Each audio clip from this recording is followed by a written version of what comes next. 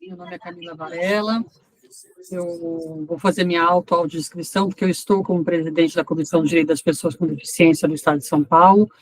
Então, eu sou uma mulher branca, de cabelos claros, estou presa num coque, porque hoje está muito calor. Estou vestindo uma blusa branca com flores azuis, um colar azul, e também uso um batom vermelho e um óculos preto. Atrás de mim tem diplomas, fotos, quadros, um ambiente de escritório. Então, antes de mais nada, eu gostaria de agradecer a doutora Rosana Torrano, presidente da Comissão de Direito da Pessoa com... presidente do Direito Médico de São Bernardo do Campo, dizer para vocês que é uma grande satisfação para mim estar aqui essa noite, trazendo um tema que é tão atual. E aí gostaria de estender meus agradecimentos à doutora Adriana Azevedo, que foi quem fez o contato comigo, e dizer que a OAB, a Comissão do Direito da Pessoa com Deficiência do Estado de São Paulo, está à disposição de São Bernardo do Campo quando vocês precisarem, e que é uma grande oportunidade a gente trazer esse tema, porque como a gente vai analisar aqui ao longo da noite, muitas das dificuldades e dos descumprimentos estão relacionados a casos que envolvem pessoas com deficiência ou pessoas que estejam em extrema vulnerabilidade de saúde. Então, isso é uma característica desse movimento que a gente vai analisar aqui hoje. Então, eu acho que o convite para mim, que estou agora como presidente, faz todo sentido, porque é uma demanda que eu recebo também na comissão com bastante frequência, de diversos lugares do estado de São Paulo. Então, eu acho que o fato dessa conversa que a gente vai ter hoje ficar gravada também será muito produtiva, porque a gente vai poder trazer para os outros colegas estratégias para poder enfrentar esses descumprimentos reiterados que a gente tem visto. Então, antes de mais nada, gostaria de falar para vocês que, basicamente, a gente vai usar hoje como fundamento a Lei 8656 de 2018, que é a lei do Plano de Saúde, né? E que foi a lei que contra a qual nós litigamos, de certa forma. Quando eu digo nós, eu falo do movimento contra o rol taxativo. Estou até aqui com a camiseta do movimento, vou mostrar aqui para vocês, que foi um movimento da sociedade civil, o rol taxativo mata, porque eu tenho convicção plena de que foi depois desse movimento que a gente conseguiu a declaração por lei de que o rol não era taxativo. Então, o que eu observo? A gente teve durante anos a legislação de 98, até 2020 não havia dúvida nenhuma na jurisprudência sobre a natureza do rol. O rol sempre foi colocado, obrigada, Daniela colocou aqui 9656 de 98, e essa lei, eu quero já começar colocando para vocês em que contexto que ela surge, né? Essa lei, como estão ali pela própria data da lei 98, ela é uma lei que vem dar abrigo para pessoas que na década de 90 tinham diagnóstico de HIV. Por quê? Naquela época não existia nenhuma legislação que protegesse o usuário de plano de saúde. As operadoras de saúde estavam começando a entrar no Brasil, naquela época a gente tinha Blue Life, Golden Cross, coisas que, assim, empresas que até agora nem mais existem, de alguma forma foram incorporadas, eu não vou entrar aqui no mérito. Mas, quando houve a explosão dos casos de contaminação pelo vírus HIV, e a AIDS foi realmente uma questão muito importante no país, a gente observava várias operadoras de saúde negando cobertura, dizendo que não havia nada que as obrigasse a cobrir esse tipo de tratamento, e elas usavam cláusulas de exclusão de cobertura. Então, por conta disso, o movimento que foi feito pelo IDEC, pelo PROCON, é que proporcionou uma comoção dentro do Congresso Nacional, porque a gente sabe que leis são feitas muito mais, às vezes, com a emoção do que com a técnica, e isso levou que a questão dos planos de saúde e das coberturas fosse colocada da seguinte forma: Lei 9656 de 98, dizendo que quando tiver uma doença identificada com um CID, que é a Classificação Internacional de Doenças, o plano de saúde deve cobrir. Porque até então, as pessoas contaminadas que precisavam de tratamento, elas tinham que recorrer ao Código do Consumidor, que é de 90. Então, existia uma interpretação da jurisprudência que protegia essas pessoas para que elas tivessem as coberturas dos planos de saúde, mas era preciso fazer toda uma engenharia de interpretação perante os tribunais. Então, com a Lei 9656, imaginou-se que esse capítulo estava encerrado e que se a pessoa tivesse um diagnóstico que fosse identificado por um Código Internacional de Doença, que é feito pela OMS, não haveria dúvida de que esse tratamento estaria coberto. E essa era a ideia que a gente trabalhou até 2020, quando veio a decisão do STJ dizendo que, na verdade, sim, a lei era soberana, porém, a lei falava num rol da ANS, e existiria uma dúvida, que, desculpa, durante 24 anos nunca teve, isso surgiu recentemente, de se esse rol seria taxativo ou exemplificativo. Eu digo desculpem, porque é o seguinte, a gente tinha uma jurisprudência consolidada, tanto da terceira turma do STJ, como da quarta turma do STJ, que são as duas turmas que julgam questões envolvendo contratos, que é um contrato de consumidor. Se a gente pensar que o STJ tem 6 turmas, as 2 primeiras cuidam de direito público, a segunda e a terceira de direito privado, e a quinta e a sexta de direito penal. Então, a gente tinha uma segurança que no STJ, que é onde se discute questões infraconstitucionais, porque lembramos, essa lei, ela é uma lei infraconstitucional, a Lei 9656. E até então não era uma dúvida, não era uma questão para o advogado que vai atender um paciente, se ele ia ter cobertura ou não, se tinha CID, tinha cobertura. Então, isso não havia muita discussão. Mas, em 2020, o que aconteceu? Um movimento que a gente observou ali, de advogados, de operadoras, enfim, trazendo essa questão para o STJ com uma outra nuance, de repente, um rol que era simplesmente tido como exemplificativo ficou dado pela jurisprudência como taxativo. E aí, a gente, até aí, uma interpretação jurisdicional, assim, pode, ok, a gente poderia até ir para o Supremo, discutir direito à vida, etc. Mas, paralelo à jurisprudência do STJ, que decidiu que que o rol taxativo tinha caráter taxativo e não exemplificativo, a gente teve uma mudança na Lei 9656 por uma medida provisória, tá, que foi publicada em setembro de 2019, e essa medida provisória ela não foi votada, então ela automaticamente se converteu em lei, e essa medida provisória alterava a Lei 9656 e dizia que o rol era taxativo. Então, o próprio STJ, ainda que quisesse decidir diferente, ele estava preso à letra da lei.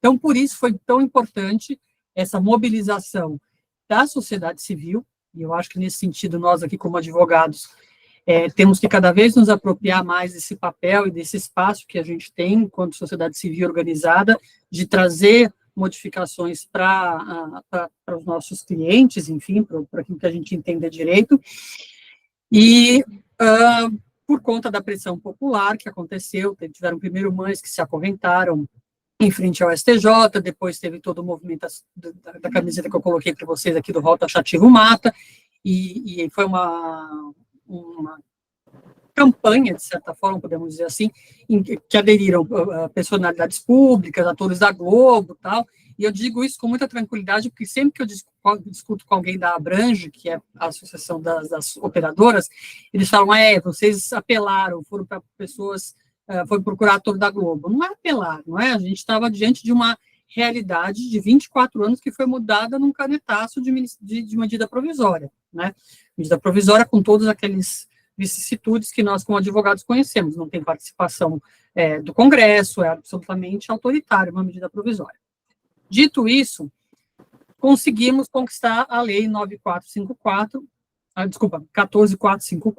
que é a lei que modificou o artigo 10º da Lei 9656. O que ela trouxe de novidade? Ela fala que as operadoras são obrigadas a cobrir o tratamento desde que esteja aprovado pelo CONAR, pelos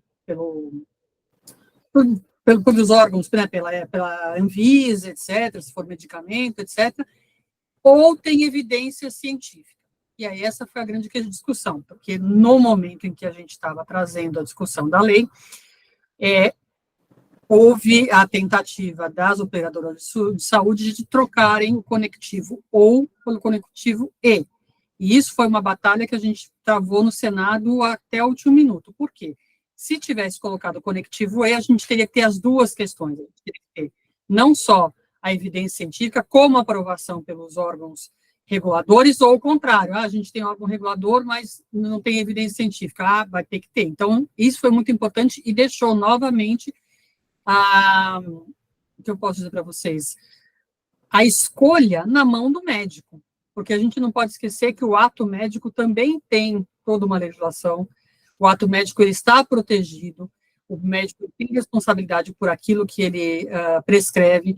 Então, assim, eu entendo que tanto os consumidores de planos de saúde, os pacientes, como os médicos estavam sendo afrontados por essa modificação, porque o médico, de repente, verificava ali dentro dos estudos dele uma oportunidade para o paciente e ele não tinha como garantir que esse paciente, que tinha um plano de saúde, que deveria receber a cobertura, pudesse ter acesso, porque simplesmente uma determinada agência não aprovou, e então não adiantaria ter evidência científica. Então, foi muito importante, eu acho que, nesse sentido, eu senti até um pouco a falta da adesão dos médicos, vou dizer para vocês aqui, eu acho que as mães brigaram muito sozinhas, e, na verdade, nós estávamos brigando ali também pelos médicos, porque isso era, de alguma forma, uma forma de algemar o médico na exercício da sua profissão, mas, enfim, eu não sei se eles não se deram conta do que estava acontecendo, eu não sei, de fato, qual foi o problema, mas me parece que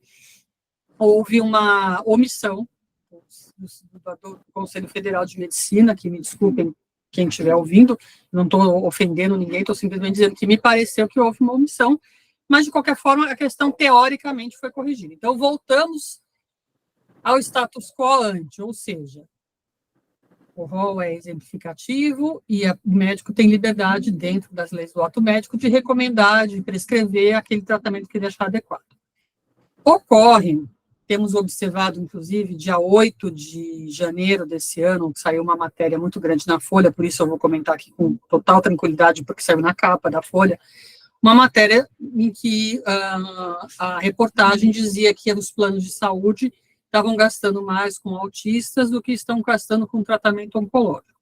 Então, a gente observa uma narrativa de tentar colocar na conta do autismo, que é um tratamento de longo prazo, que é um tratamento de alto custo, uma responsabilidade por eventual falência dos planos de saúde, mais do que isso. O paciente oncológico não vai ter acesso ao tratamento porque está sendo tudo gasto com autista. E isso não vem isolado, vem justamente dentro da temática que a OAB de São Bernardo do Campo me chamou para falar hoje, que é do descumprimento das ordens judiciais. Por quê?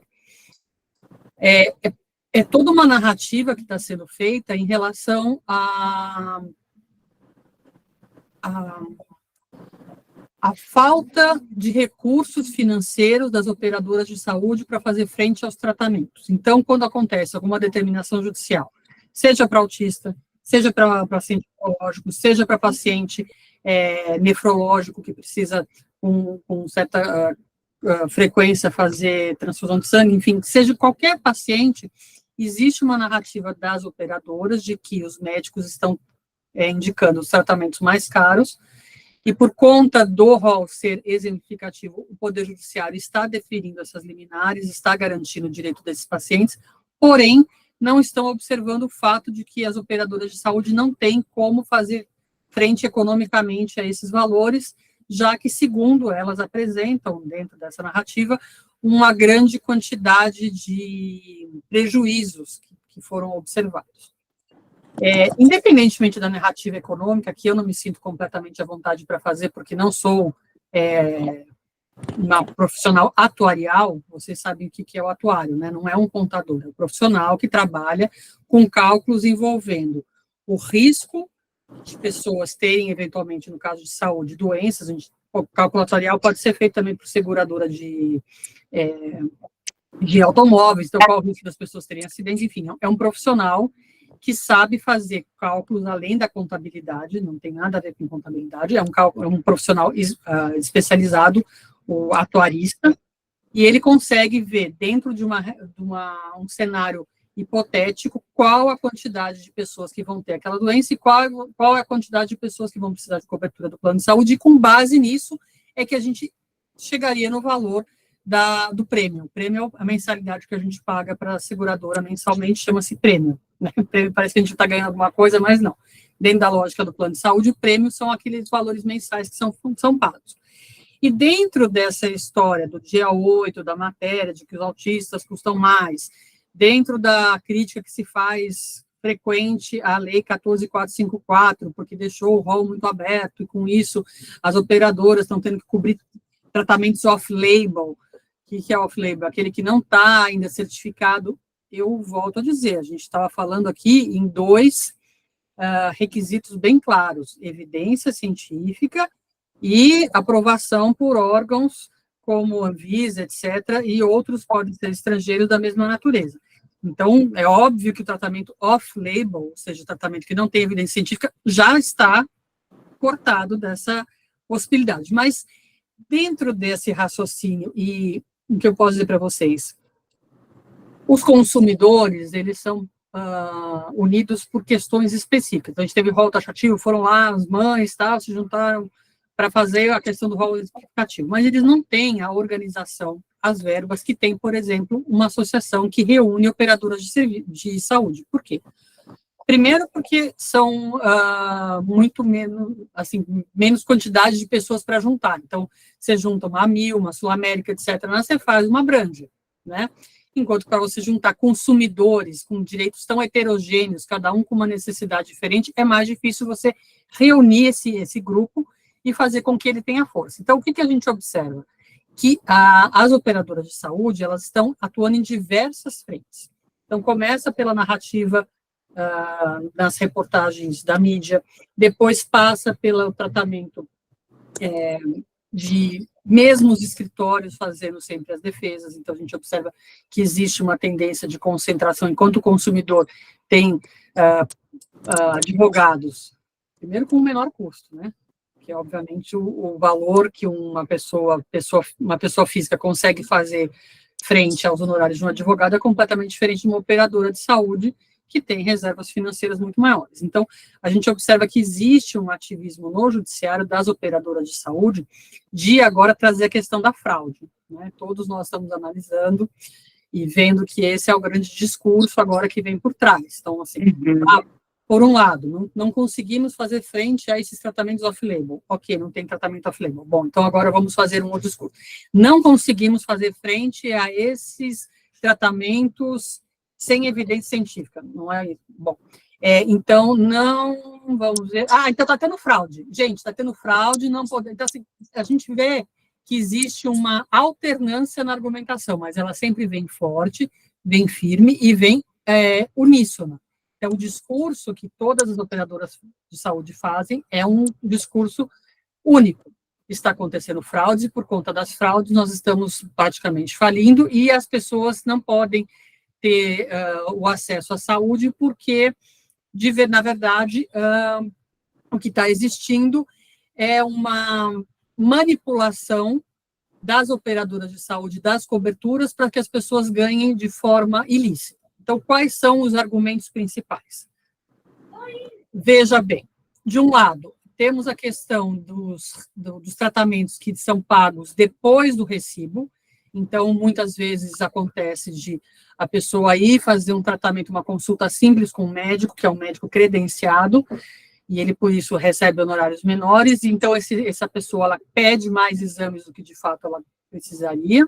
O médico pede exames desnecessários. Por quê? Porque quem realiza os exames é um laboratório que está relacionado com esse médico, e aí, com isso, o médico recebe um dinheiro desse laboratório por ter pedido exames desnecessários.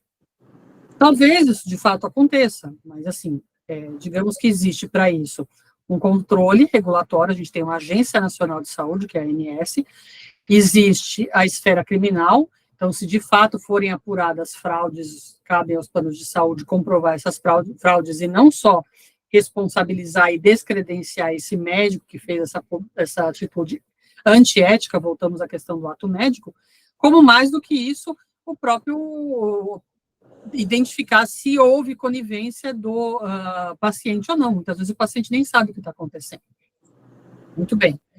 Aí a questão é, precisamos que vocês apresentem o recibo de que houve pagamento, porque na verdade vocês não estão pagando, e estão pedindo, por exemplo, no caso de autismo, mais horas do que de fato a criança realiza, e aí estão, teoricamente, segundo a narrativa das operadoras, estão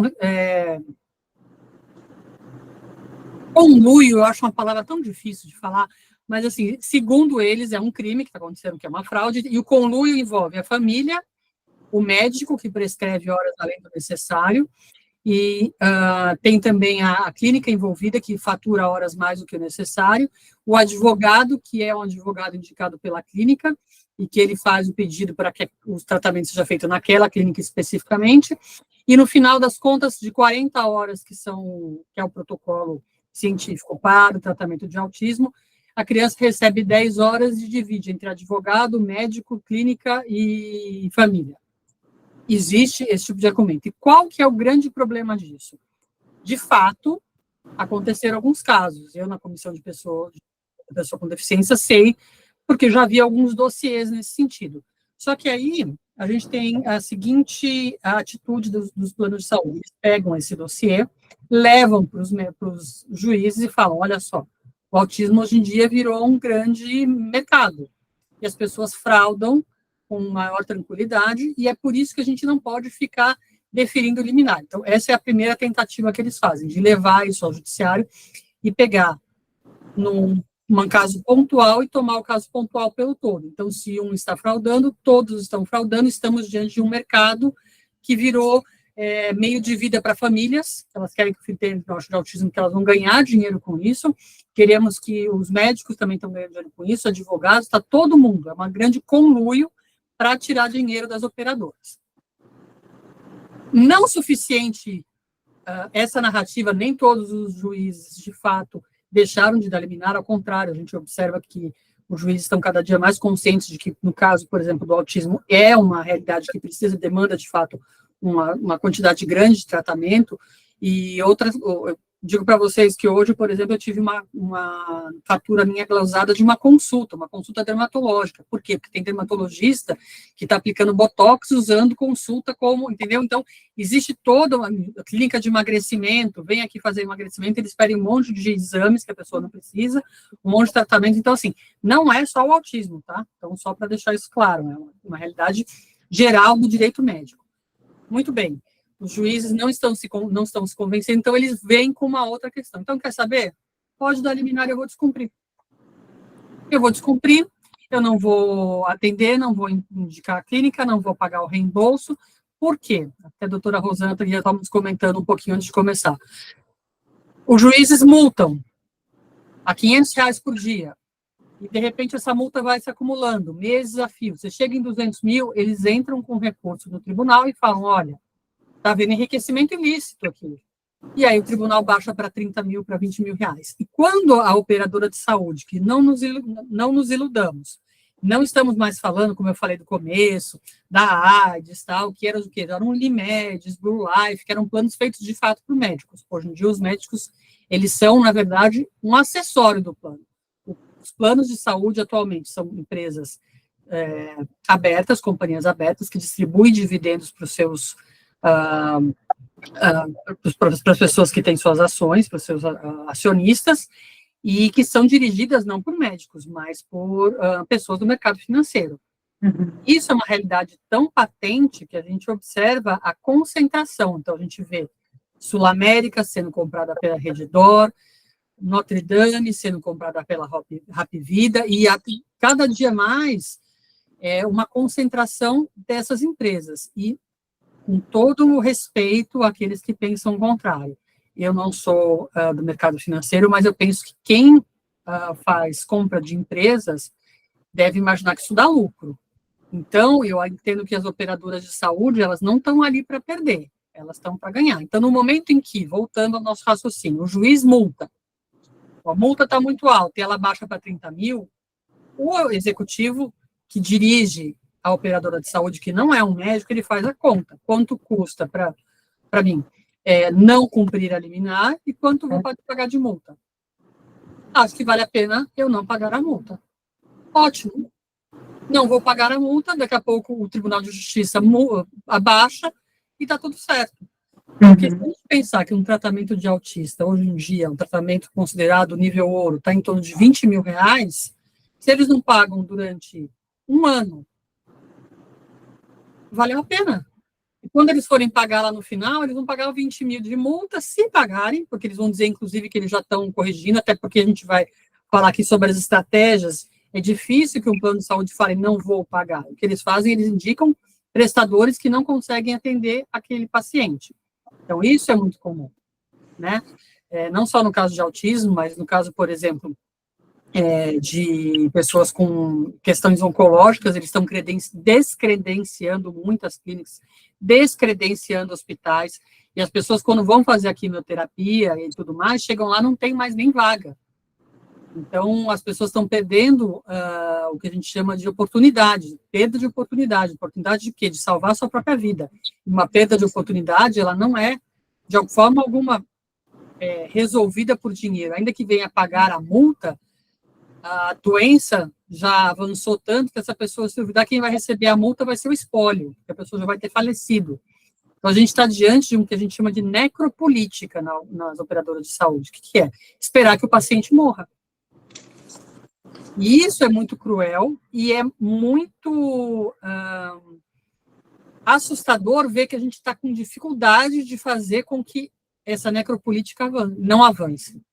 Os meios que a gente tem jurídicos de imposição de multa, tudo, não estão sendo suficientes, porque no momento em que baixa a multa, então compensa para aquela pessoa que está analisando números ali, ela não está, vejam bem, não estamos mais falando de médicos que fizeram o juramento de Hipócrates e que tem aquele compromisso com a vida do paciente, são pessoas que trabalham no mercado financeiro e que querem ter uma maior lucratividade.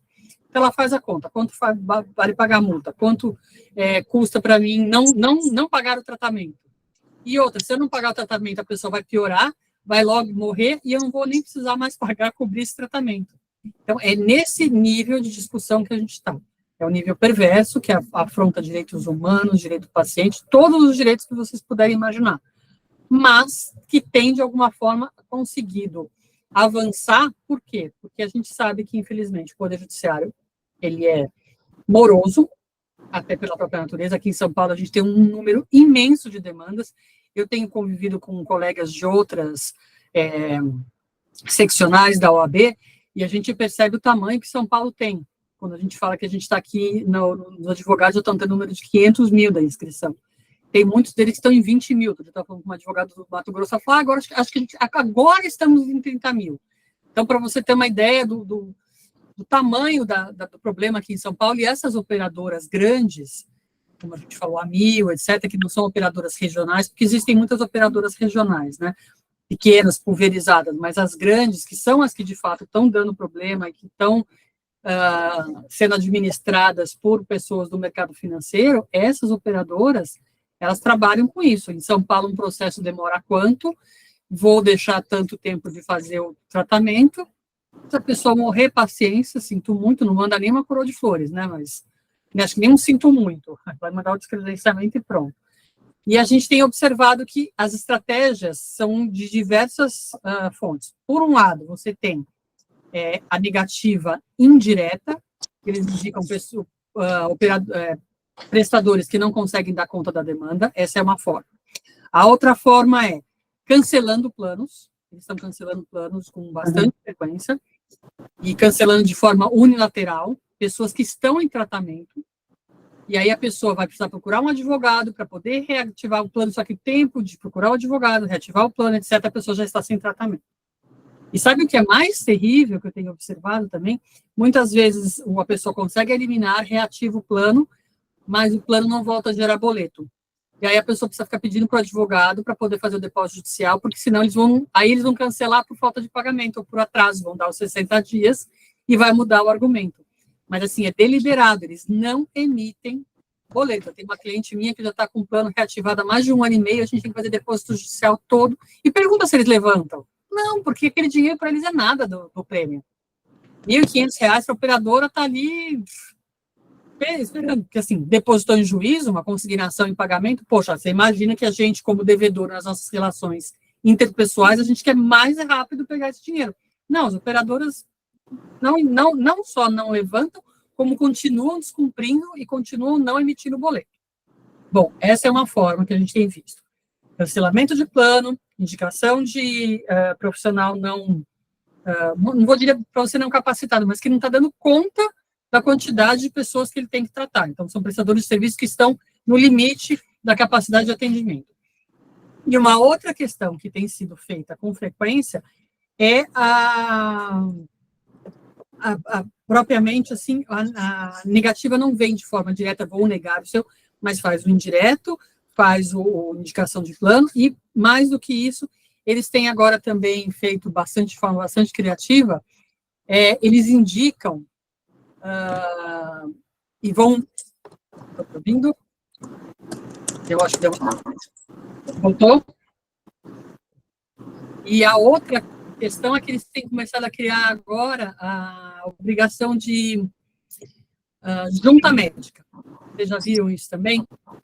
Então, para o tratamento ser aprovado, precisa de junta médica. A junta médica envolve um médico que é deles, que vai dizer que aquele tratamento é desnecessário, e você não tem a mesma paridade na hora do julgamento da junta médica com o médico que é o médico que a gente chama o médico auxiliar, que é o que de fato auxilia o paciente. A gente pensa no médico auxiliar, pensa no segundo médico, mas não, a legislação fala em médico auxiliar, é aquele que está auxiliando o paciente.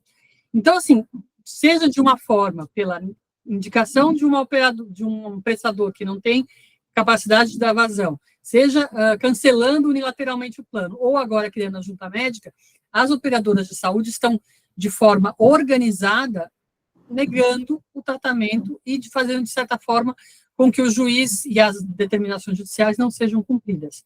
E uma outra, por fim, uma outra questão que eu observo aqui bastante é o pedido de Natijus.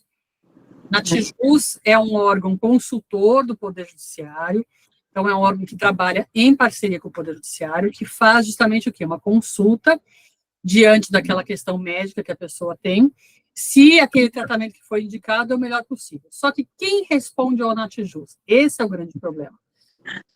Normalmente, eles até colocam hospitais, tem parceria de Natijus aqui em São Paulo com o Hospital Albert Einstein, o Hospital Sírio-Libanês, só que quem manda o Natijus não assina.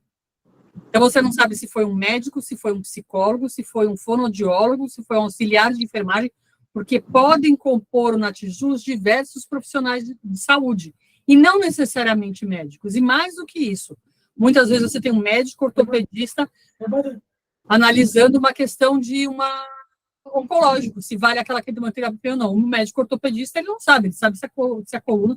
Então, assim, e o que acontece? O Natijus, pelo CNJ, que é uma grande briga, que inclusive o meu artigo, que eu vou aqui depois sortear o livro é sobre isso, ele está dando decisões que a gente chama apócrifas, sem assinatura, a gente não sabe quem é. Então, como é que você vai questionar algo que você não sabe quem fez? Então, é um problema muito sério, que aí sim, a gente está falando de problema no judiciário, que a gente vai ter que, nós, enquanto advogados, precisamos fazer essa pressão no CNJ para que, ok, parecer do Natijus, maravilhoso, ajuda a desafogar, tem muitos médicos, tem muitos juízes de comarcas pequenas que têm que decidir aluguel, uso capião e plano de saúde, eles precisam ter essa consultoria, eu não tenho dúvida disso, só que precisa ter o nome de quem fez. Precisa ter o nome, o CRM, para a gente poder discutir, porque é a mesma coisa que um perito. Quando a gente tem uma perícia médica, você sabe quem é o perito, você vai discuti-lo, vai falar, olha, veja bem, senhor perito, o senhor é perito em... Eu tive outro dia, inclusive, um caso muito... Eu falei agora, já me arrepiou. Uma médica que declinou, ela falou, não entendo de autismo, não vou ser perita nesse caso, agradeço o juiz, mas peço que ele indique um outro colega. E é isso que a gente tem que despertar nos médicos, esse sentimento de que eles é que são responsáveis pelo Natijus, e tem que ter o CRM deles ali. É muito ruim essa questão dizem que não é feito. Qual que é o argumento do CNJ para que o Natijus não seja assinado? Porque isso vai causar pressão sobre os médicos. Desculpa, não vai causar. Vai causar responsabilidade e mais segurança para o próprio juiz. Por quê? Porque nós, enquanto partes, temos direito, tanto a operadora como nós, de discutir aquele parecer. Então, essa é uma questão muito séria. quais são as estratégias aqui, que vocês não podem me deixar falar, porque eu já vi que eu estou com 40 minutos aqui de fala. Pode falar, doutora. Mas, assim, quais são as estratégias que eu queria trazer para os colegas aqui, do que a gente pode fazer no dia a dia para fugir disso? Bom, a multa, sem dúvida nenhuma, a multa é uma alternativa muito interessante, e antigamente eu pedia, assim, super humilde, R$500 de multa diária, agora eu já peço 5 mil de multa diária, o juiz vai lá e diminui para 1.000, mas, enfim, a gente já não sai desse patamar ridículo de R$500, porque a gente está falando de vidas, né? E vida não tem preço, é sempre que eu falo. Bom, multa é uma questão muito boa, uma questão interessantíssima também é começar a pedir a intimação pessoal do CEO, que a gente está falando de CEO, né? A gente não está falando de médico, diretor da Unimed, como existia antigamente. Agora a gente está falando de CEOs, que são, como eu falei, pessoas do mercado financeiro, e no momento em que essa pessoa ela contribui para a periquização da vida de alguém por não dar o tratamento, seja porque indicou um prestador que não tem condições de absorver aquela pessoa, seja porque resolveu abrir uma junta médica num caso que não tinha que ter junta médica, ou seja porque ele simplesmente a suspensão de vendas, exatamente, essa é uma outra hipótese que eu ia colocar aqui. Então, a gente pode pedir a prisão do CEO, a gente pode pedir a suspensão de venda daquele produto. O problema é que, muitas vezes, os produtos que a gente judicializa são produtos que já não estão mais à venda, porque muitas vezes são produtos pessoais, porque antigamente era possível fazer plano individual, agora a gente não consegue. Mas já estamos conseguindo no judiciário descaracterizar os planos de saúde empresariais com quando você vê que todas as pessoas são parte da mesma família. Então, desculpa, isso é um plano empresarial, eles gostam tanto de falar, fraudado pelo plano de saúde, porque ele está criando uma situação em que ele não vende mais, não tem mais produtos familiares, porque o familiar tem aquele caso que a ANS que regula a correção monetária, enquanto que os planos empresariais não têm.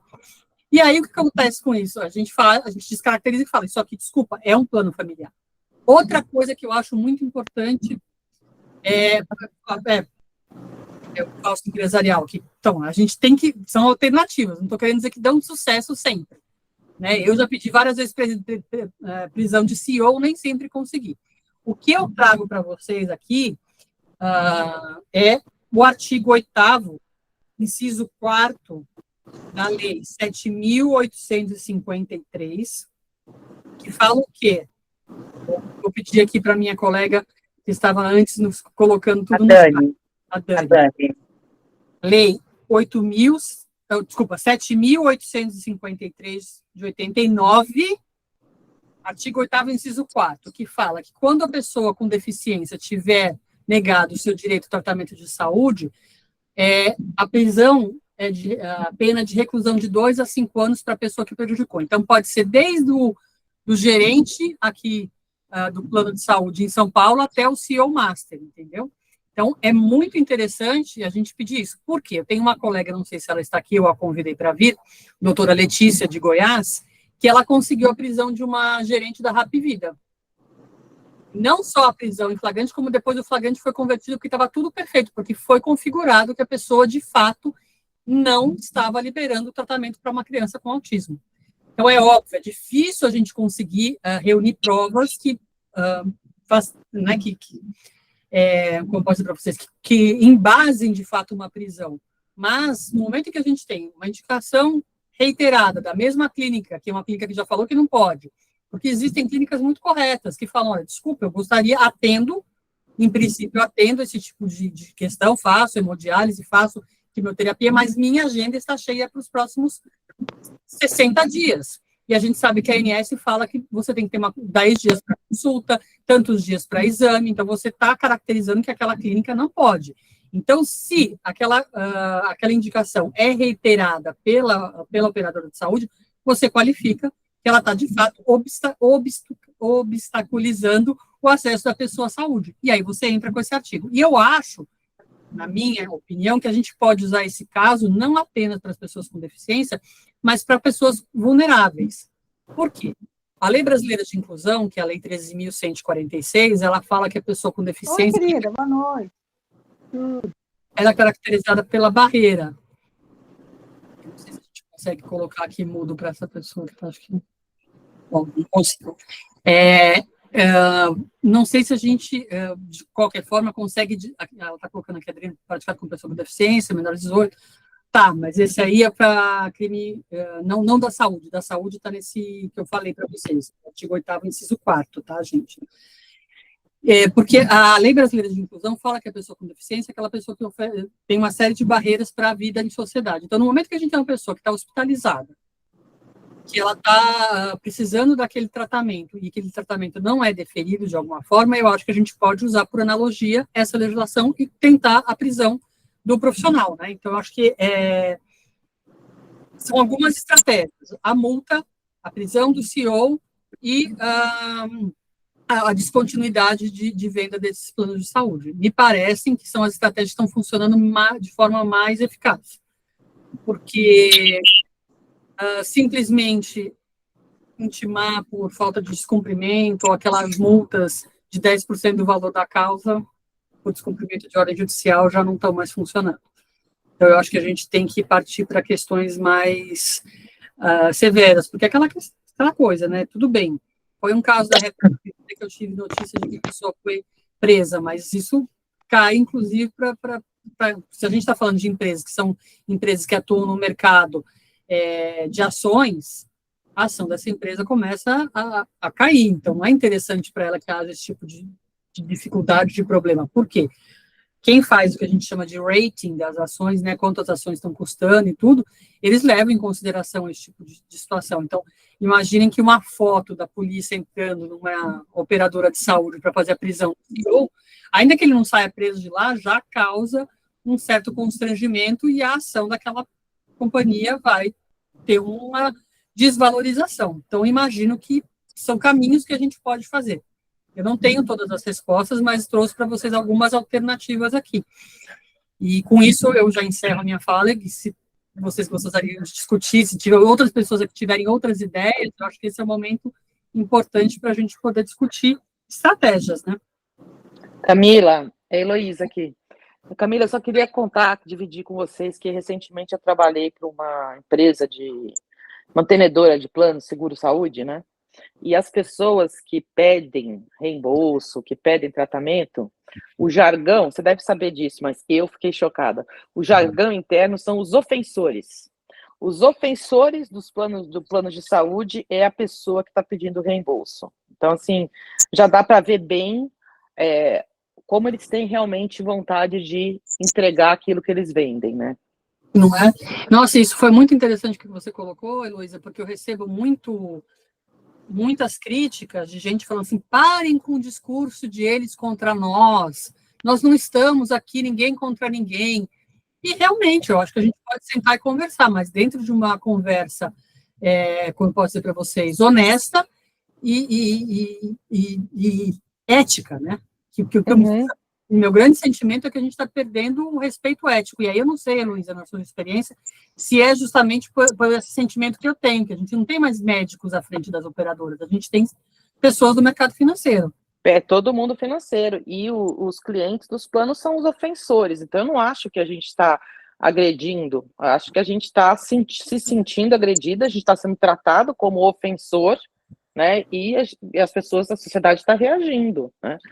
Qualquer um que peça um reembolso, ele é tratado. Quem é o ofensor? O ofensor é fulano de tal. Assim, eu fiquei impressionadíssima. Sou mãe de autista, como você sabe, então eu pensei, puxa, eu sou uma grande ofensora.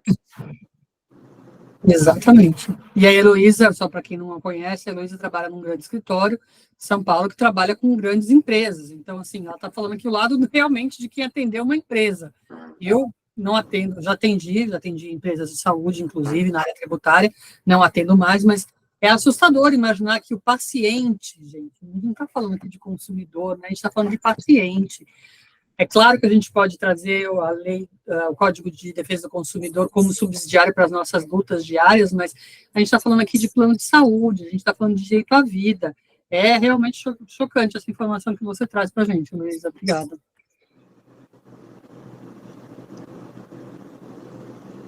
A Fabrícia, Ítalo, abre a... Bota a fila aí, por favor. Tá na fila? Obrigada, Ítalo.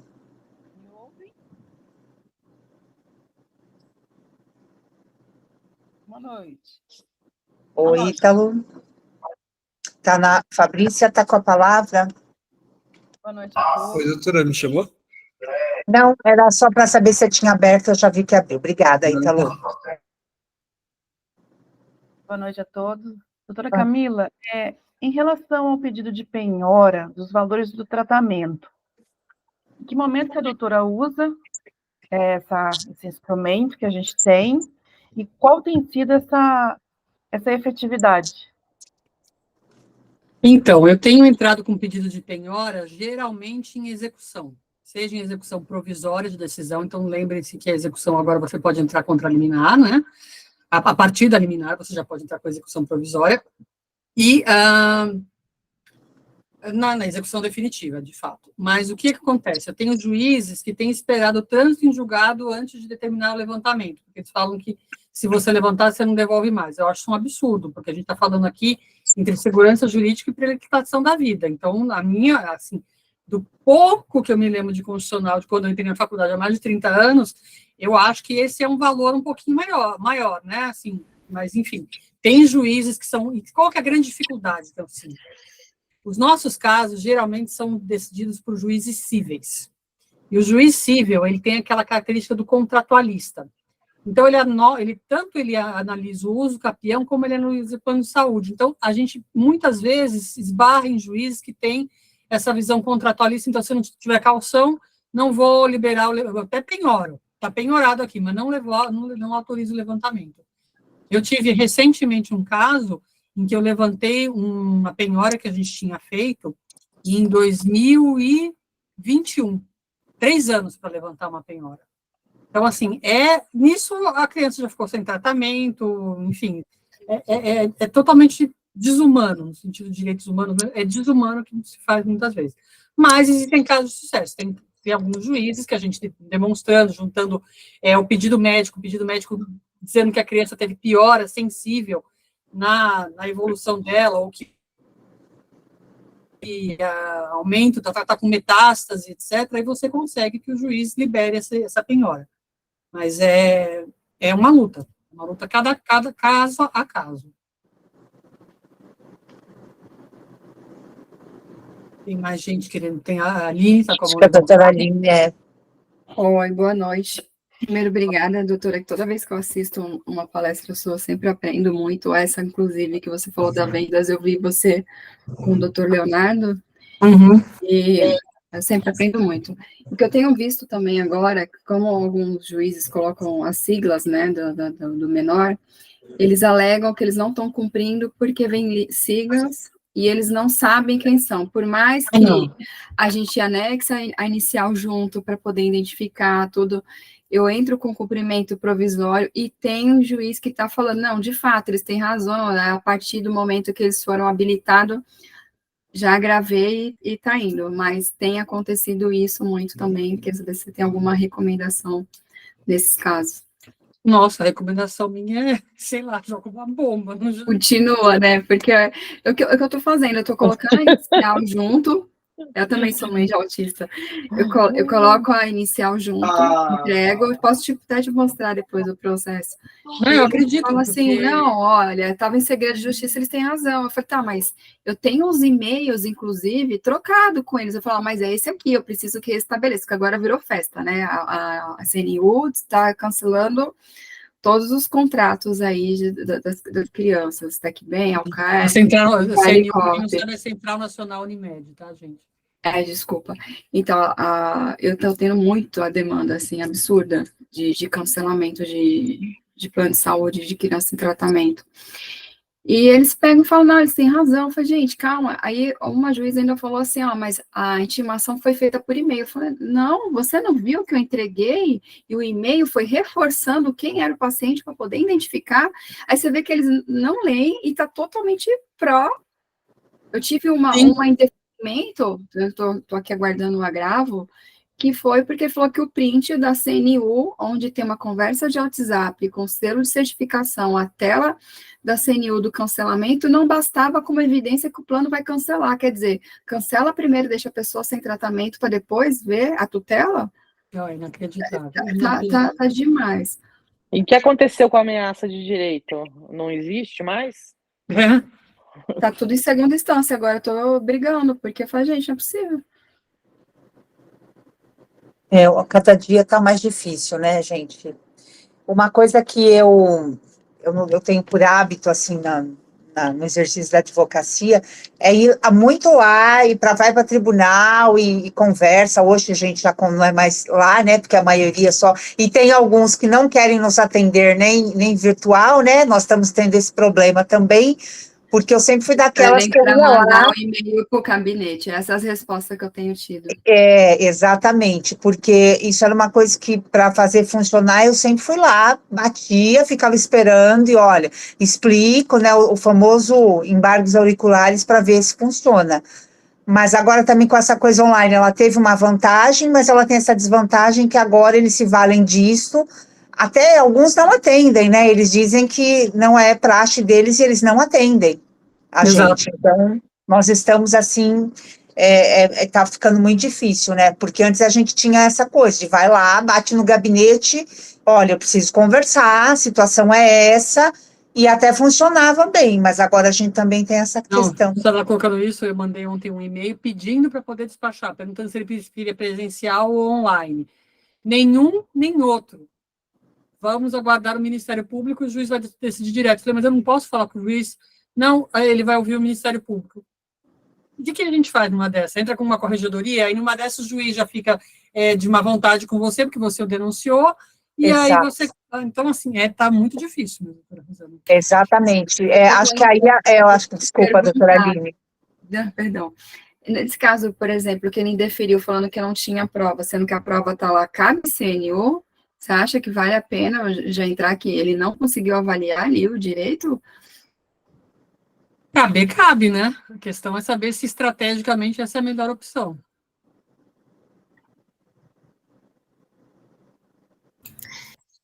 Acho que o doutor Jefferson está com a mão levantada. Isso, é isso que eu ia falar agora. O doutor Jefferson pode abrir o microfone?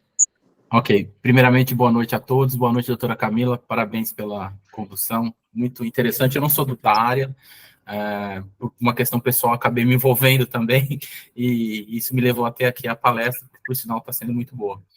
Mas eu fiquei na dúvida, eu estou com um caso pessoal de familiar, e essa é a minha dúvida, que, para variar, né, as operadoras descumprindo a ordem judicial, e aí, no caso, a gente tem que manejar, no caso de descumprimento, maneja uma execução provisória, no caso, né, cobrando eventualmente a multa e até a responsabilização dos gestores, como foi dito pela doutora agora há pouco. Isso é esse o caminho, né? É esse o caminho. Tá. E uma outra dúvida, eu não sei se seria o tema também da palestra, mas a gente está focando nas operadoras privadas, né? Mas no caso do serviço público, né? Existiriam outras possibilidades. É o mesmo caminho? A gente também... É o mesmo porque caminho. Aí a gente tem um rol maior também, né? E teria lá a questão de responsabilidade, atos de improbidade, etc, dos governantes aí, né? Seria esse mesmo caminho com alguns detalhes a mais, assim, seria isso? Exatamente. Inclusive, eu já tive casos de medicamento de alto custo, que chegava na farmácia, não tinha ordem judicial, tal, que a gente pediu a prisão do governador do estado. E aí tivemos que ir lá com o oficial de justiça, no Palácio dos Bandeirantes, e de repente saiu o negócio, entendeu? Mas, assim, são poucos os casos, porque também tem juiz que tem medo que na hora que ele for subir para desembargador, o governador não resolva subi-lo porque ele mandou prender. Então, tem todas essas vicissitudes que, embora o que a gente falou, assim, tem direito? Tem direito? Tem. Posso fazer? Pode. Vale a pena? Aí já são outras questões. Muito obrigado, doutora. Parabéns pela vez aí. Doutora Camila, acho que só para complementar aqui, né, eu quero parabenizá-la, é sempre uma honra ouvi-la presencialmente na seccional, enfim, é maravilhoso, a gente aprende demais, com uma linguagem muito clara, muito simples, muito acessível, que todos entendem de uma forma muito dinâmica, Mas teve um dos pontos aí que uma das colegas perguntou acerca do levantamento do bloqueio, né? E eu queria só compartilhar um caso positivo que nós tivemos, em que o bloqueio foi levantado até que rápido em um cumprimento provisório para custear um tratamento multidisciplinar para criança até, e um termo utilizado pelo próprio magistrado e que agora a gente vem, inclusive, utilizando nas nossas petições, em cumprimentos em outros casos, é justamente o resultado prático equivalente ao cumprimento da obrigação. Então, eu acho que foi um termo muito bom, muito pontual, e que acaba por, talvez, trazer para o magistrado essa clareza, né, que nós estamos buscando, não é o levantamento do valor apenas... Eu acho que a doutora Camila caiu, Dani, só um pouquinho. Eu também acho. Vamos ver se ela vai voltar. De todo modo, eu vou avançando aqui até para não atrapalhar os demais que estão acompanhando, mas a gente trazer essa questão para o magistrado de que nós estamos buscando com o bloqueio dos valores em conta e com o levantamento posterior e ali imediato para possibilitar o tratamento, é que a própria decisão judicial seja cumprida, que se traga segurança jurídica para as decisões judiciais, né, e evitem essas arbitrariedades, e trazer o resultado prático equivalente ao cumprimento daquela obrigação, que se não se cumpriu de forma voluntária, o que se busca é o resultado prático equivalente. Então, fica como... compartilhando aí essa experiência que a gente teve, que tem sido exitosa lógico, existem juízes, casos e casos, né, tem casos que a gente luta e não consegue, e enfrenta as mesmas dificuldades, mas eu acho que foi algo que trouxe uma clareza para a gente nesses casos, e tem ajudado bastante. Gente, eu caí aqui, né? Não sei o que aconteceu. Caiu. Doutora, eu estava falando muito resumidamente sobre um caso que nós tivemos e que o próprio magistrado trouxe na decisão de liberação dos valores para levantamento, custeio de terapia para criança até, o termo resultado prático equivalente ao cumprimento da obrigação. E isso abriu a nossa visão para replicar, inclusive, em outros processos, para facilitar o levantamento de forma mais rápida daquele cumprimento provisório que teve um bloqueio positivo para custeio do tratamento. Nós não estamos buscando levantar o valor por levantar e nem executamos a multa. Aí é uma prática nossa do escritório. A gente tenta não executar de pronto a multa por descumprimento. A gente opta, num primeiro momento, por pedir o bloqueio para custeio do tratamento. A multa é outra coisa. Porque, inclusive, mostra que o nosso objetivo aqui não é o enriquecimento ilícito. Exatamente. Lá na frente, se transitar em julgado, eu vou brigar pela multa quando transitar em julgado, mas nesse momento eu quero cumprir a obrigação. E eu peço o levantamento para trazer justamente esse resultado prático equivalente. Qual foi o termo que o médico usou? O resultado prático equivalente ao cumprimento da obrigação. Gostei, vou anotar aqui, tá vendo? A gente está sempre aprendendo. Foi sensacional, assim, a gente ficou super feliz, foi uma decisão que saiu às vésperas do plantão, nós levantamos o valor para 6 meses de tratamento, ao cumprimento da obrigação. Ao cumprimento da obrigação. Isso, e aí nós conseguimos levantar o valor para 6 meses de tratamento, de forma nos surpreendeu, assim, a gente vem... a gente pegou esse termo, anotou também, assim, para não esquecer e seguir esses cumprimentos. É isso, acho que por isso que essa troca é tão importante, né, doutora Rosana, essa tarde e essa noite. Exato, exatamente. Eu acho que eu também já anotei aqui, porque são coisas que é uma coisa de um, é uma coisa de outro, e que a gente consegue efetivar, né, tentar pelo menos efetivar as decisões judiciais. E uma coisa que a doutora Daniele falou, que eu no nosso escritório também, eu também sou assim, primeiro que eu não sou muito de pedir dano moral, porque eu digo, o que você quer? Você quer o tratamento? Não é o dano moral, porque eu acho que isso você já demonstra para o juiz que você não está procurando ganhar com isso, que você só quer que efetivamente o tratamento ocorra. Então, eu nunca peço dano moral, eu converso com os meus clientes, eu explico o porquê, falo, olha, se você fizer questão, eu peço, mas não é minha prática, porque se eu fosse juiz, eu já veria com esses olhos, está querendo ganhar dinheiro e não tratamento. E multa também, eu só lá no final, enfim, depois que, por quê? Nós que demandamos nessa área, o que a gente quer efetivamente é o tratamento do paciente, e não ganhar com isso, óbvio, a gente está ganhando, né? Mas aqui o primordial efetivamente conseguimos o tratamento, nossa, maravilha, é isso que a gente precisa, é isso que a gente quer. Então, acho que essa troca é muito interessante por isso. Tá ótimo, eu também adoto isso, eu acho que é o mais correto. Tem duas colegas com as mãos levantadas, inclusive a doutora Nayara, de Pernambuco, querida. Doutora Nayara está com a palavra, pode abrir o microfone, e depois a doutora Amanda, só para a gente organizar aqui, tá? Olá, boa noite a todos. É um prazer participar desse evento. E aí eu pego um pouquinho desse gancho relacionado à multa, até para fazer um comentário breve. Em relação a essas questões de ações judiciais voltadas para terapias, né, em equipe multidisciplinar, eu percebo uma dificuldade muito grande, até mesmo nessa questão das astrentes, né, até por mais que seja solicitado justamente por conta de inúmeros descumprimentos, mas eu percebo também que os magistrados, eles acabam tendo uma resistência maior de determinar essa questão das multas. Já em outros casos, como, por exemplo, home care, outras ações judiciais, eu percebo uma maior facilidade.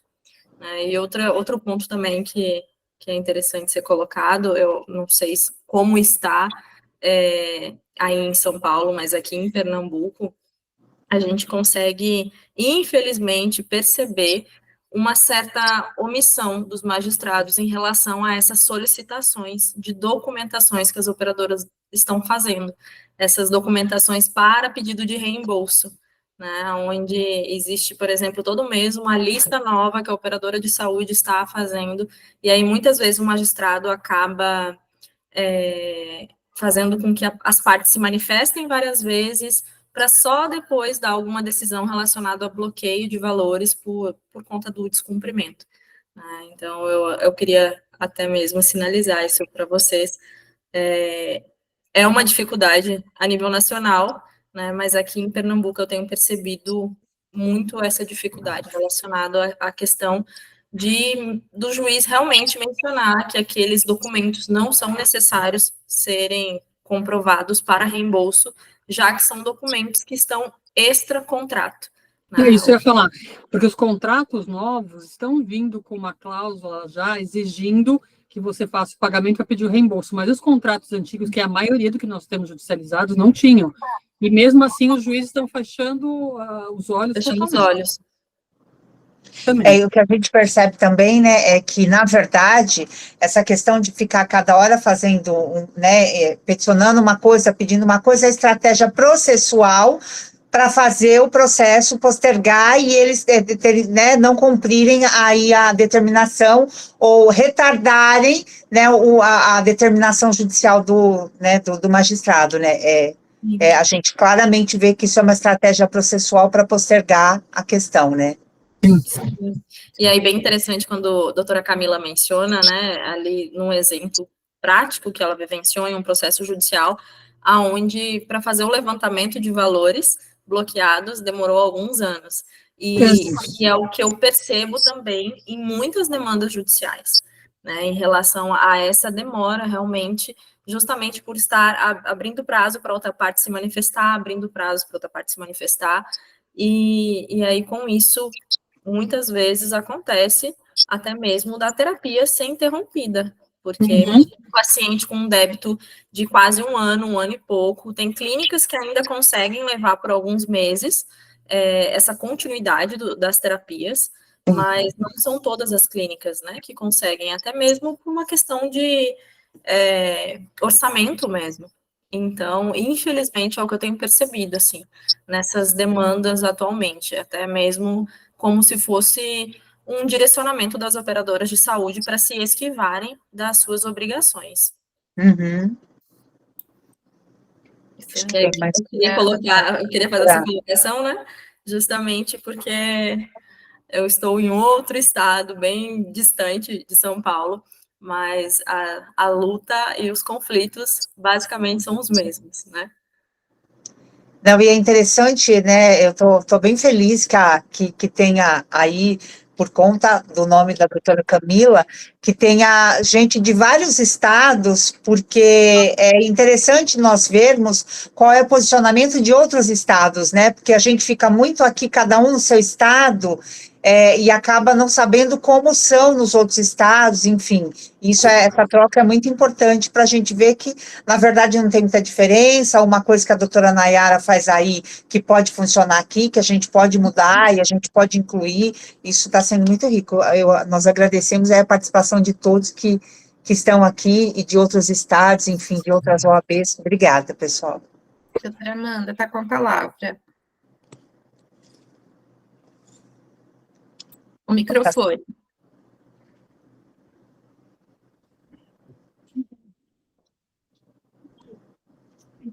Só precisa habilitar o microfone. Aqui na parte de baixo, provavelmente aí do seu aplicativo, tem um íconezinho de microfone e precisa clicar nele. Não? Se a senhora tiver com 2 telas, também é problema, viu? Porque eu estava com 2 telas, tem que desplugar. Ah, então pode ser isso. Bom, acho que a gente não vamos estender muito o horário aqui, não tomar o tempo da doutora Camila. Então, vamos fazer o sorteio, doutoras? Por favor. Vamos lá. Como nós vamos fazer, Adriana? Eu vou dizer o seguinte, eu vou sugerir que você escolha um número de 0 a 30, e a gente vai sortear para a pessoa que fizer aniversário no dia que você escolher. 17. 17. Tem alguém aqui? 17? Dou-lhe uma. Não. Acho que a Renata levantou a mão aqui. Vamos ver. Vamos ver. Tatiana levantou a mão. Está dia 17. Vai ser dia 17, Renata? Então, Renata ganhou. Nossa, que legal. Muito obrigada. Parabéns, Renata. A gente precisa ver com você como é que vai fazer para entregar. Doutora Rosana, explica aí. Renata, você é de que OAB, Renata? Eu sou OAB de registro, no estado de São Paulo. Nossa, doutora, é possível, será que mandar para lá? E você tem alguém... Eu vou alguém te pedir o seguinte, possa... Renata. Você coloca o seu endereço aqui para a doutora Daniele poder copiar, depois ela me passa. E amanhã eu vou estar na OAB de São Paulo, no dia da Síndrome de Down. Aliás, estão todos convidados. Amanhã a gente fará um evento sobre a Síndrome de Down, dia 21 de março, né? Sobre vida adulta, porque as pessoas com deficiência envelhecem, né? Sim.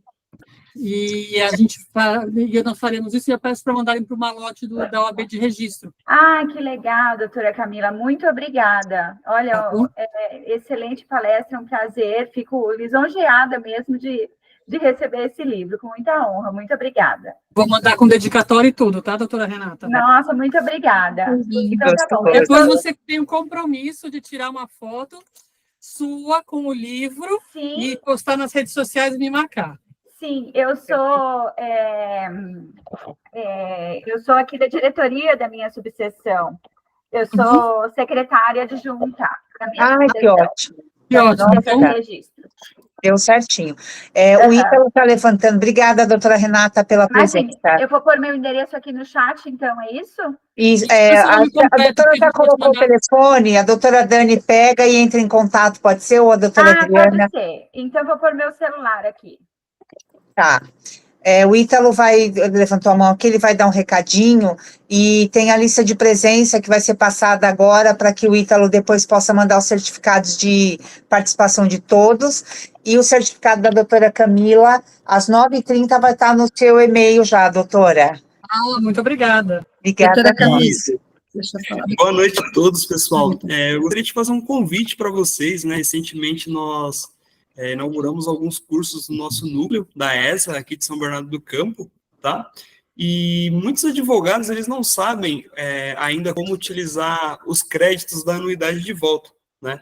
Então, eu achei importante falar isso com vocês, porque os créditos da anuidade do ano passado, eles vão vencer agora no final do mês 3, tá? Então, se ele não acumula, se não utilizar, a gente acaba perdendo, né? Então, alguns advogados que vieram aqui na subseção até se surpreenderam com o valor que tinham de crédito, né? Alguns estavam com quase R$ 1.700, quase um semestre de pós-graduação.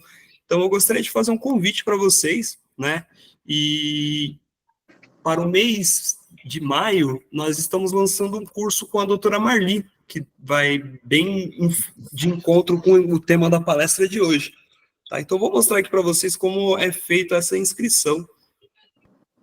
Isso é importante, Ítalo, porque eu entrei outro dia, eu demorei um tempão para eu conseguir, eu tenho acho que R$1.400 de crédito lá para assistir curso. Sim, verdade. Então, basta dar um Google, OAB SBC, tá? Entrar no nosso site. A internet está um pouquinho lenta aqui, pessoal. Aí tem uma aba aqui com o nome ESA. Depois vocês vão clicar em Ver Mais. Aqui vão aparecer todos os cursos, né? Então, atualmente nós estamos com um programado para o mês de abril, que é inteligência artificial, um tema bem interessante, e também como atuar em divórcio, né? O curso de inteligência artificial será presencial aqui no nosso auditório, e como atuar em divórcios em EAD, tá? Para se inscrever, basta clicar em se inscrever, selecionar a opção pagamento presencial, logo abaixo vai ter a opção utilizar créditos da anuidade, tá? Aí é só selecionar essa opção e vocês não precisam desembolsar nada. É esse o meu recadinho que eu tinha para dar para vocês, pessoal. Muito obrigado. Obrigada, Ítalo, obrigada pelo recado, obrigada pelo apoio aí, porque para a gente fazer o evento, o pessoal da OAB tá lá, o Ítalo tá sempre lá no backstage, lá ajudando a gente, fazendo aí toda a parte de... Mais uma vez, obrigada, Ítalo. Doutora Camila. Uma honra. Oi, obrigada, querido. Doutora Camila, muito obrigada. Nossa, foi assim maravilhoso. Eu só não vou conseguir ir amanhã, mas adoraria. Assim, nossa, aprendi muito hoje com essa troca, com a sua forma didática de trazer a questão para a gente. Nosso congresso vai ser em setembro, né, meninas? Esse ano. Já vamos deixar um convite para a senhora palestrar no nosso congresso aqui, já aqui de antemão. Depois nós passamos a data para a senhora tentar se organizar, se for possível. Vai ser uma honra recebê-la no nosso congresso para fazer aí uma palestra para os nossos advogados, viu? Gratidão. Se possível, eu vou com muito gosto. Obrigada. Obrigada, viu? Por favor, repita qual que é o evento que a doutora estará amanhã. O evento é um evento sobre síndrome de Down e vida adulta. Na seccional? Na seccional, ele vai ser presencial, mas pode ser online também. O online, deixa eu ver se eu consigo colocar aqui, eu não sou muito boa de chat, deixa eu ver se eu consigo aqui colocar, peraí.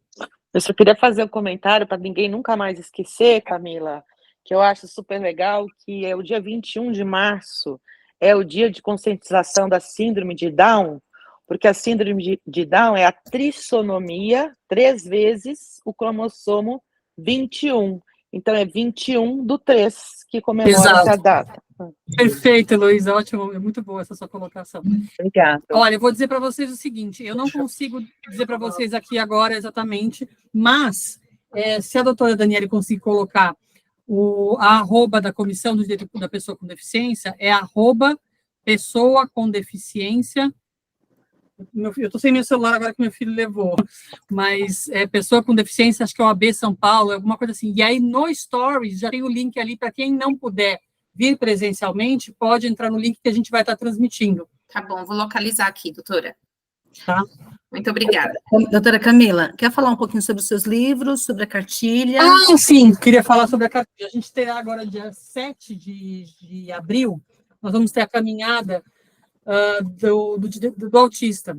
Então, o dia do autismo é dia da conscientização do autismo, é dia 2 de abril.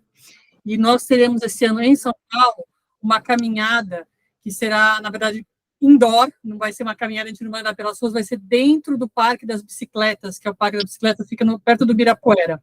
E a ideia é justamente para as mães de pessoas com autismo, é um ambiente muito protegido, que vai ter atividades para as crianças, vai ter brincadeiras, tudo, e nós vamos distribuir gratuitamente essa cartilha aqui, que é do direito da pessoa com autismo. A OAB de Santo Amaro está patrocinando essa cartilha, são eles que estão editando, eu tive o privilégio de escrevê-la, mas, enfim, é a OAB de Santo Amaro que vai estar, e nós vamos distribuir, quem tiver a oportunidade de ir, sem quantidade. Então, de repente, tem gente que tem, atividades sociais, que gostaria de encaminhar isso, porque qual que é a ideia aqui? Baixar na internet, eu até depois posso mandar o link para vocês, mas a ideia é que a mãe que tem baixa renda, que não consegue ter um celular, que consegue baixar, ela possa ter esse documento dentro da bolsa dela, e quando ela precisar exigir alguma coisa, ela fala, a OAB está dizendo que eu tenho direito. E a gente sabe que a OAB tem esse prestígio.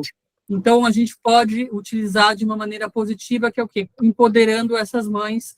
Então, dia 7, nós teremos a distribuição física dessas cartilhas, e depois, quando tiver o QR Code, eu passo para vocês também distribuírem nos grupos, mas quem tiver interesse está convidado a partir da 13h no Parque das Bicicletas, terá alimentação, vai ter comida de graça, porque eles têm convênio com a prefeitura, então vai ser um dia bem agradável para as pessoas que têm filho com autismo de nível de suporte 2 e 3, que muitas vezes não saem de casa porque não tem um ambiente seguro para deixar o filho, que se sentem constrangidas com o olhar preconceituoso da sociedade. Esse vai ser um dia para poder, vai ter inclusive show acho que é o Mundo Bita, então assim, vai ser bem... Tá, então, eu achei interessante, doutora, a questão que a senhora da palestra de amanhã, porque realmente, né, as pessoas esquecem que os autistas viram adultos, né, e é uma questão aí, envolve tantas outras coisas quando ele se torna adulto, né. Exato. Eu achei bem interessante, é uma pena que eu não vá conseguir, porque eu acho que é uma coisa... Mas vai ficar gravado e eu vou mandar para vocês o link. Obrigada, viu? Parabéns pela iniciativa. A gente vai contar com a presidente das APAES do estado de São Paulo. Olha, tudo que a APAE tem de serviço, até porque a ideia é essa, né? Nós aqui, como advogadas, a gente atende pessoas que têm recursos, mas tem muitas que não têm, então a gente precisa ajudar a divulgar informações de que há serviços públicos de qualidade e que as pessoas têm que ter direito e exercer esse direito de ter acesso. Sim. Obrigada mais uma vez, doutora, obrigada ao Ítalo, obrigada a todos os colegas aqui de todos os estados, doutora Kelly, que está nos prestigiando lá de Manaus, né, doutora Kelly, e as outras colegas aí, os colegas, e ao pessoal aqui da nossa comissão, que é a nossa diretoria, as meninas aí estão sempre presentes e ativas, é uma comissão,